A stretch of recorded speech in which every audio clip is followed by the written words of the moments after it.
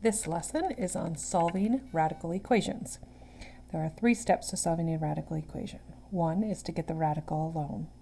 If it's a square root, the next step is to square both sides. If it was a cube root, you'd cube both sides. If it's a 4th root, you take both sides to the 4th power. The next step is to solve the resulting equation, which could be linear or quadratic. So we'll do a couple of, well, we'll do 3, but we'll have some of each kind. So if there's 2 radicals, you want to make sure at least one is alone. Then, since this is a square root, we're going to square both sides. And remember, a square root and a square cancel each other out. They're opposites, just like adding and subtracting, multiplying and dividing. Square roots and squares are opposites. They undo each other. So those cancel each other out, and I'm left with a plus 12 equals 5a minus 4. Now this is a linear equation, so my goal is to get a alone. So I minus a from both sides. I add 4 to both sides, trying to do 2 steps at once. This is 0, this is 0. And I'm left with 16 equals 4a. So I divide both sides by 4, and I get 4 equals a. Now it's very important to check your work when you're solving radical equations, because when you square both sides, sometimes you can get an extra answer, an extra root that doesn't really exist. So you always want to plug it back in and check it. So here's our check. I'm putting 4 back into there. 4 plus 12 is 16. So does the square root of 16 equal, and we're going to put it in there, 20 minus 4? Yes, 20 minus 4 is 16, so 4 does equal 4. That's my check, so this is my answer. A equals 4. Next we move over here. This is a cubed root. So our goal is to get the cubed root alone. So I minus 15 from the left side because I want to get the cubed root all alone. So now I have the cubed root of 5m plus 6 equals 6. So since it's a cubed root, I'm going to cube both sides. And again, a cube and a cubed root cancel each other out. So I'm left with 5m plus 6, and 6 cubed is 216. The next step is to get to m alone. This is a linear equation. So I minus 6 from both sides. I get 5m equals 210. So I divide both sides by 5. M equals, well, if I put 5 into 21, goes 4 times with 1 left over. 5 into 10 is 2, so M equals 42. Then to check it, what's 5 times 42? 210. And 210 plus 6 is 216. And the cubed root of 216 is 6. And 6 plus 15 is 21. So it checks. So this one's a little more challenging. You'll see it has 2 square roots, like number 1 did, but it has an extra constant over here. So when I square both sides, this doesn't go away because I have to use FOIL whenever I square a binomial. So this gets a little bit tricky.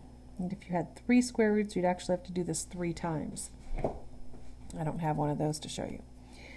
But anyway, we're going to FOIL this. What that means is 1 plus the square root of x plus 11 times 1 plus the square root of x plus 11. Squaring means multiply by itself. And in this case, itself is 1 plus the square root of x plus 11. This just cancels out. So we can put 2x plus 15 because the 2, the squared, and the square root cancel each other out. So let's use FOIL to get rid of these parentheses. 1 times 1 is 1. This is 1 square root of x plus 11. This is the other another 1 square root of x plus 11, which gets me 2 square roots of x plus 11. When I say the square root of x plus 11 times the square root of x plus 11, that equals x plus 11.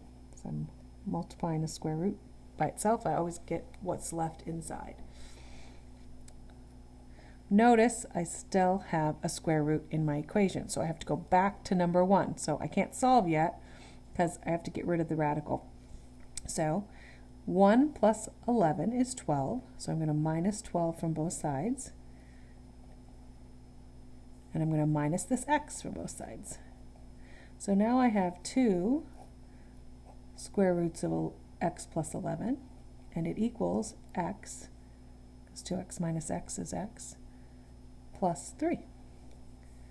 So I'm going to get the square root alone. I've got to divide by 2. Now it's time to square both sides. When I square this, the radical goes away, and I'm left with x plus 11. When I square this, I have to use FOIL on the top. The bottom, of course, is 4. 2 squared is 4. But x plus 3 squared, remember, is x plus 3 times x plus 3. So I'm going to use FOIL, which is x squared.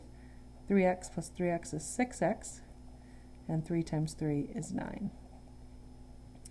Well, now I've got a quadratic equation, which means I need to get everything on one side.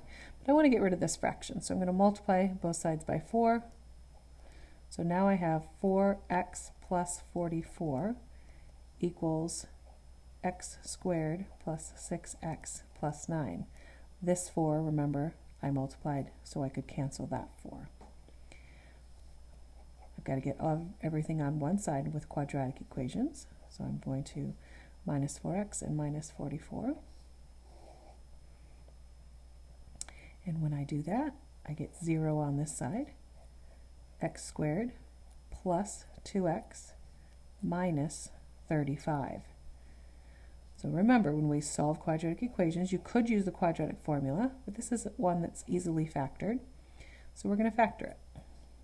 X times x has to equal x squared. 2 factors of negative 35 that add up to 2. I'm thinking 7 and negative 5 will work. So I put plus 7 minus 5. That gets me my 2x. So x either equals negative 7 or x equals 5. Now remember, we want to check, especially when we get 2 answers. I need to check into the original. So first, I'm going to check negative 7. To check negative 7, I put it back into the original equation. So I get this. 2 times negative 7 is negative 14. Well, negative 14 plus 15 is 1. The square root of 1 is 1. 11 plus negative 7 is 4. So I get 1 plus the square root of 4, which is 2. And if you notice, 3 does not equal 1. That means I cannot use negative 7. It is not one of the answers that works. It's an extra root that we got because we squared both sides. So let's check 5. When we check 5, we get 1 plus 5 plus 11, which is the square root of 16. And when we put a 5 in there, we get 10 plus 15, which is 25. So we've got 1 plus 4 equals the square root of 25, which is 5. And this works. So that means x equals 5 is our only solution to this radical equation.